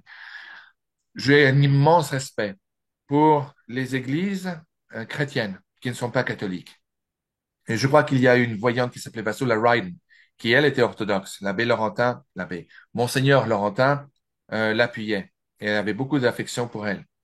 Euh, en une occasion, Ursula Ryden, qui était orthodoxe, avait dit que le Christ lui avait dit que les deux poumons de Dieu étaient l'Église chrétienne et l'Église catholique. Je crois, en dépit de tout cela, qu'effectivement, Dieu est juste et Dieu saura reconnaître les siens. Mais effectivement, il est clair quand le Christ dit lui-même dans les saints évangiles, si vous ne mangez pas ma chair et vous ne buvez pas mon sang, vous n'avez pas de place dans le royaume de mon Père. La communion est absolument essentielle. Certes, vous me direz, oui, mais il y a beaucoup d'âmes qui ne reçoivent pas la communion, qui vont au paradis. Premièrement, je me dirais, il faut être très prudent pour faire des déclarations de ce genre. Mais il est vrai que la toute première âme qui est entrée au paradis, toute première, avant même Saint Joseph, avant même la Sainte Vierge Marie, était un païen, le pire des hommes, le pire des pécheurs. C'était l'homme qui était crucifié à la gauche de notre À Seigneur côté, oui, Jésus-Christ. le Seigneur. Oui. Oui. Et il n'a simplement eu besoin que de se convertir au dernier moment de sa vie en lui disant, Jésus, rappelle-toi de moi lorsque tu rentreras dans ton royaume. Il ne faut pas oublier cela. Mais je dis ceci en toute solennité. Aujourd'hui, vous avez écouté un message qui probablement vous était destiné. Je ne crois pas du tout à la coïncidence. Et je crois que si ceux qui écoutent ce message et qui regardent ce show télévisé le voient, vous serez forcés de faire un choix, ou bien de continuer sur le même chemin dans lequel vous êtes engagé, ou de bien simplement de décider de changer de route, de changer la direction du volant avant de faire collision avec le mur qui a été annoncé, n'est-ce pas? Vous êtes obligé de dire oui ou non, n'est-ce pas? Dieu respectera votre choix, vous êtes libre. Mais il y a une énorme responsabilité qui vient avec cela. Je vais vous admettre très honnêtement, quand je me suis premièrement engagé dans les cercles Mario, tout cela ne me convenait pas du tout. Et j'essayais de trouver par tous les moyens. J'en ai honte aujourd'hui, mais je me confesse auprès de vous tous. J'essayais de trouver par tous les moyens une solution, une excuse pour justifier l'injustifiable et pour ne pas avoir à croire en cela. Car croire en tout cela, pour moi, cela voulait dire très clairement changer de style de vie, d'éliminer toutes les médiocrités de la vie quotidienne et d'essayer de porter euh, le bouclier, de porter l'épée et de combattre tous les jours les tentations quotidiennes. J'étais incapable de trouver la moindre contradiction entre ces messages et le bien et les enseignements de l'Église catholique. J'ai beaucoup appris et j'appelle à toute personne de bonne foi, premièrement à la charité du cœur. Si vous ne croyez pas, ne condamnez pas, ne jetez pas la première pierre. Priez pour ceux que vous croyez qui se trompent, mais surtout, voyez en ceci véritablement l'empreinte de Dieu, n'est-ce pas? Car il y a toujours un accent d'authenticité qui est absolument que l'on ne peut pas ignorer dans ce message et comme dans tant d'autres. Mais il y a une autre partie de ce message qui est de toute Oui, première importance. avant d'y aller, Oui, j'avais une toute petite question. Dans votre livre, vous mentionnez une phrase qui aurait été enlevée du message de Mélanie. Pouvez-vous oui, me oui, dire laquelle c'est et la commenter, mais brièvement? absolument. Très brièvement, il y avait un passage où il était écrit, il y aura, je crois que c'était dans le XXe siècle, deux papes qui seront vermoulus. Ce passage a été volontairement effacé par quelqu'un, par une autorité ecclésiastique. Après des investigations, cela a été retrouvé. Il y aura deux papes consécutifs qui seront vermoulus au Saint-Siège. C'est de ça dont vous faites Oui, référence. oui, oui. Très bien. Maintenant, avec votre permission, j'aimerais aller directement. Et rappelez-vous, avant d'aller au second secret, euh, ça c'est aussi très, très grave. Rome perdra la foi et le siège de Pierre deviendra le siège de l'Antichrist. Cela ne veut pas dire que j'accuse François d'être l'Antichrist. Je ne le crois pas. Je ne crois pas que ce pape soit l'Antichrist. Je ne suis pas du tout d'accord avec les enseignements de ce pape, avec, avec les faits de ce pape ou ses omissions. À commencer par l'incident de la fameuse Pachamama, non? Où il a permis l'idolâtrie sur la terre sainte qui était les terres du Saint-Siège. J'ai eu tout récemment une dispute avec un anglo-saxon qui est anglican. Enfin, une dispute, c'était un ami, mais on a croisé le fer. Et il me disait, ah, vous voyez, vous les Français, vous les catholiques français, vous continuez à suivre ce pape hérétique qui a permis à ces païens d'adorer la fameuse déesse amazonienne Pachamama. Vous savez comment nous, les Anglais, nous appelons maintenant votre pape? On l'appelle le Pachapapa. Évidemment, moi, je n'allais pas admettre un non-catholique et encore moins un anglo-saxon qu'il avait raison. Je dis, écoutez, vous avez perdu une belle occasion de vous taire, vous ne savez pas de quoi vous parlez, taisez-vous et essayez de pratiquer votre charité anglicane. On s'est rabiboché, on est devenus bons amis, n'est-ce pas? Mais à un non-catholique, je ne suis pas sur le point d'admettre une telle chose. La vérité des choses est que dans mon fort intérieur, j'étais d'accord avec lui. Ce qui s'est passé au Vatican avec la Pachamama est un scandale. Et d'avoir permis cela est une forme de complicité. Cela étant, je continue à respecter, bien que je suis en complet désaccord avec François, puisqu'il ne veut pas être appelé pape ni vicaire du Christ, lui-même l'a demandé. Donc, sur sa demande, je ne suis pas d'accord avec François, je ne suis pas d'accord avec Amoris Laetitia, je ne suis pas d'accord avec Totis Fratelli. Il y a de grandes contradictions avec le dogme de la foi, avec la loi canonique et avec le catéchisme, avec ce qu'il prêche. Les toutes dernières personnes qu'il a placées particulièrement à la, comment dirais-je, à la congrégation, le nouveau préfet de la congrégation de la doctrine de la foi, cet Argentin, qui est archevêque, je crois, de La Plata, n'est-ce pas, est très controversial. Cet individu a écrit un livre très délicat, tout aussi délicat que la façon comme il s'habille, entre parenthèses, très délicat, qui s'appelle L'art d'embrasser. Ah oui, Moi, j'ai vu des émissions sur ce monsieur-là. Oui, oui, oui, c'est terrible, hein. c'est un Oui, scandale. c'est un scandale. Je suis le père d'une jeune fille et d'un petit garçon. Je leur ai interdit de jeter un coup d'œil dans ce livre. C'est une immondice. Et cela est le genre de personne que le pape a instauré comme le préfet de la doctrine de la foi. C'est une honte. Le cardinal McCarrick, dont je vous ai mentionné tout à l'heure, Mm. qui a été destitué par le pape Benoît XVI pour les scandales sexuels qu'il a causés à Rome et ailleurs, dans d'innombrables séminaires, n'est-ce pas? Et cela, l'archevêque Vigano l'avait annoncé, avait prévenu le pape François des scandales que McCarrick avait fait, n'est-ce pas? Il a complètement ignoré. Il l'a remis dans une position de puissance, de pouvoir, et l'a envoyé en Chine pour signer au nom du Vatican un traité secret qui en tout viole les constitutions et la foi de l'Église catholique en Chine. C'est une honte. Restons-en là. Ah Je oui, prie, oui. et il faut prier pour le Saint-Père, pour le Saint-Père. Laissez-moi rephraser cela. Il faut prier pour François, pour que Dieu puisse l'illuminer, pour que Dieu puisse le guider, et surtout pour qu'il puisse inspirer en nous le pardon. Nous ne devons pas nous séparer de l'Église catholique, Non, on ne peut pas. De toute mais manière, c'est nous l'Église, en fait. L'Église tout à de fait. notre Seigneur ne peut pas être détruite, ça c'est clair. Donc, pareil. Jusqu'au moment où la liturgie sera attaquée, jusqu'au moment où le dogme de la foi sera renié, à ce moment-là, nous ne pouvons plus suivre ceux qui ne reconnaissent plus l'Eucharistie, ne suivent plus la liturgie qui consacre le pain et le vin en le corps et le sang, l'âme et la divinité de notre Seigneur Jésus-Christ. S'il y a une église, s'il y a une nouvelle liturgie qui embrasse toutes les foi païennes pour faire une seule église, je regrette, mais Dieu premier servi, dans les mots de Sainte Jeanne d'Arc. Dieu premier servi. Donc, cela a été dit. Il faut rester respectueux à François. Il faut prier pour lui et pour les cardinaux qui le suivent et prier pour que Dieu, dans les mots de mon ami John Henry Weston, qui est une autorité catholique dans l'hémisphère nord-américain, il faut prier pour sa conversion. Avec votre permission, on passe Donc, au voilà, second. revenons à Maxima. On revient à Maxima. Y avait-il autre chose par rapport au message Oui, de Mélanie? énormément. Ça, c'est maintenant un autre boom. Parlez de Alors, Maxima. Oui, oui, si vous. parlant de Maxima, donc lui, il a gardé précieusement son secret.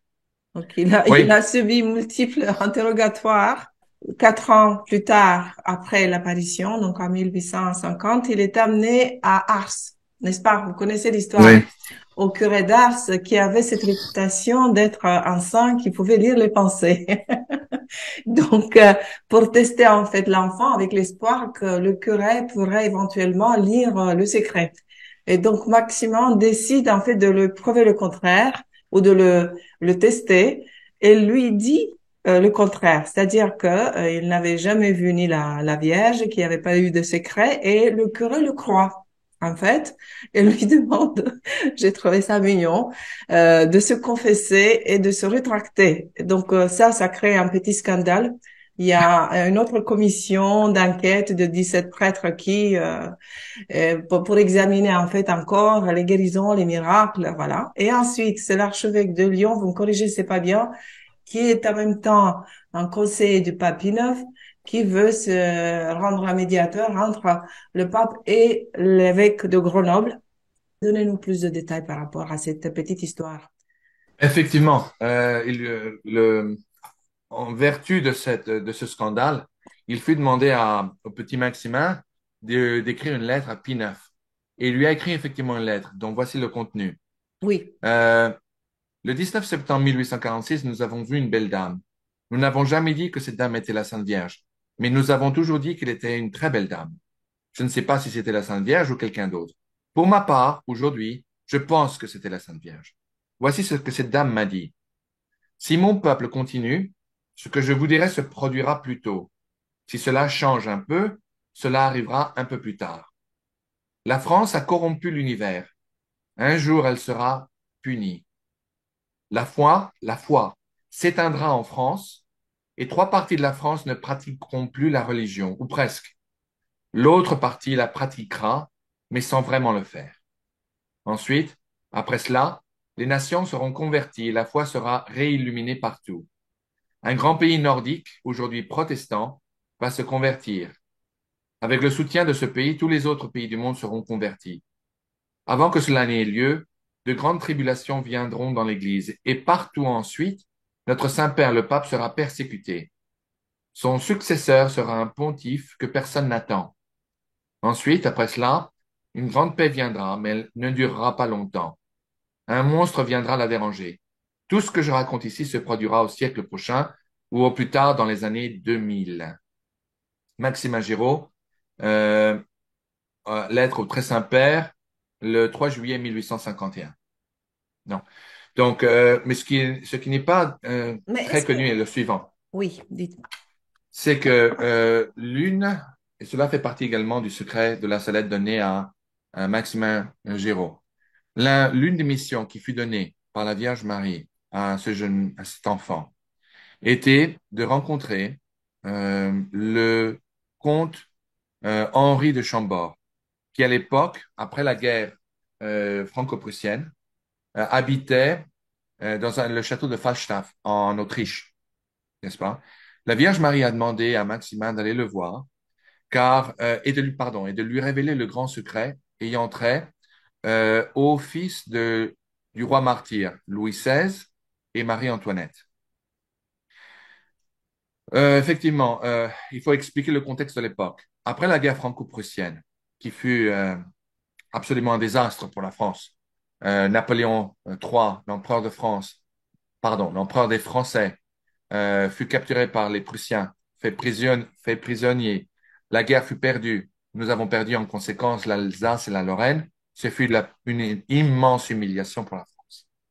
L'empereur Napoléon III, consumé de honte, décida de partir en exil pour Londres et de ne plus revenir en France. Cela a tout de suite mené le gouvernement français à revenir à la République et à faire de nouvelles élections pour de nouveaux députés. Or, l'immense majorité des députés qui furent élus étaient, pour leur plus grande partie, royalistes. Ceux-ci voulaient faire réinstaurer la monarchie française. Et le prétendant au trône de France était effectivement le comte de Chambord, Henri de Chambord, qui à l'époque vivait en exil lui-même au château de Falstaff en Autriche. Sur ce, une délégation des députés français sont allés le voir et lui ont dit, bah, écoutez, voici quelle est la situation. Il est temps de remettre la France sur ses pieds et nous voudrons, la République n'a été rien de plus qu'un désastre. Le Troisième Empire, n'en parlons plus, ça a été un véritable poème. Donc, il faut restaurer une fois de plus la monarchie. Le salut de la France se trouve dans la monarchie française. Le comte de Chambord était absolument, comment dirais-je, il était profondément heureux à l'idée de pouvoir effectivement restaurer la grandeur de la France à son niveau, au niveau de son oncle, son grand-oncle, Louis XVII, Louis XVI, 16. pardon.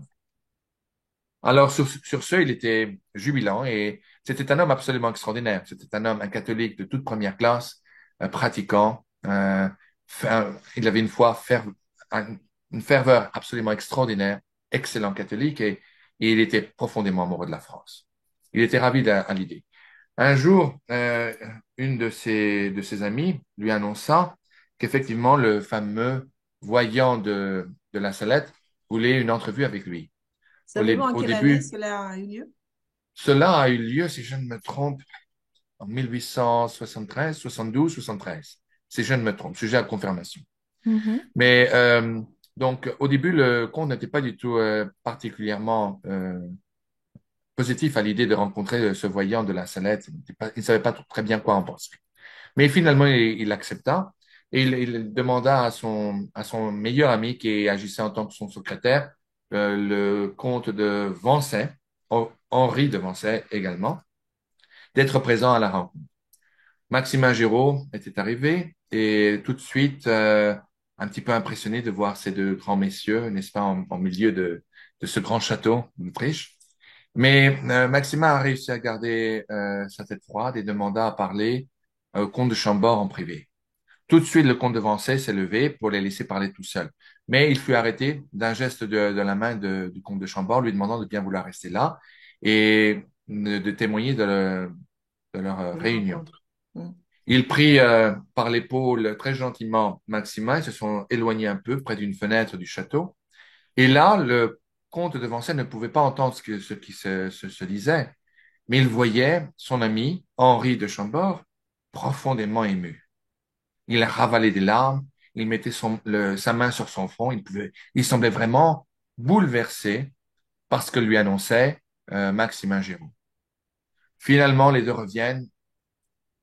Le comte de Chambord étant profondément bouleversé par ce qui venait de se passer et voulait lui donner un rouleau de pièces d'or. Tout de suite, Maximin a dit non, Votre Grâce, je ne peux pas l'accepter. Cela a été une mission que Notre-Dame m'a demandé de faire. Je ne peux pas sortir gagnant de ceci. Alors, le comte a insisté, mais il n'y avait rien à faire. Et finalement, Maximin disait, bon, bah, écoutez, si vous insistez, je vais bien accepter simplement le prix du ticket de train pour que je puisse revenir chez moi en France. Sur ce, ils se sont quittés et le comte de Chambord a demandé à son ami de le suivre. Ils ont fait une marche autour du parc, du château.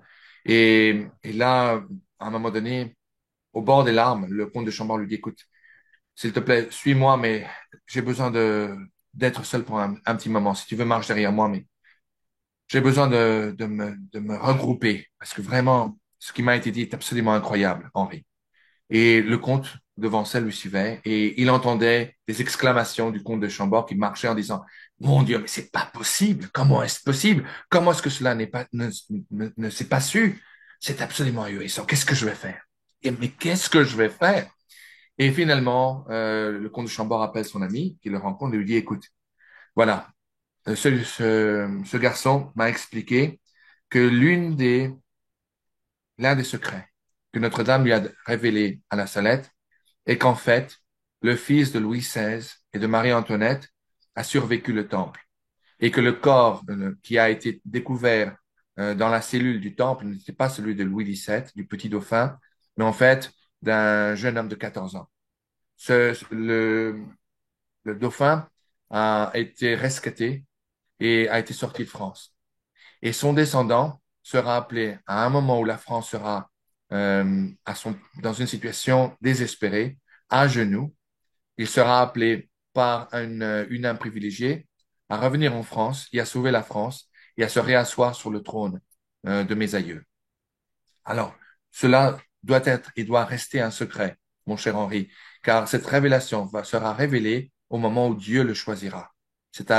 Laissons-le alors à lui de choisir le temps et l'époque à laquelle il veut que cette révélation, ce secret soit révélé.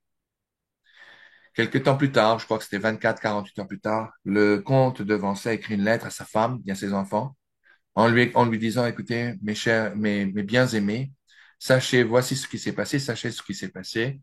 Et prions, continuons à prier pour que la grandeur de la France de nos aïeux revienne sur la volonté de Dieu dans le temps de Dieu, n'est-ce pas?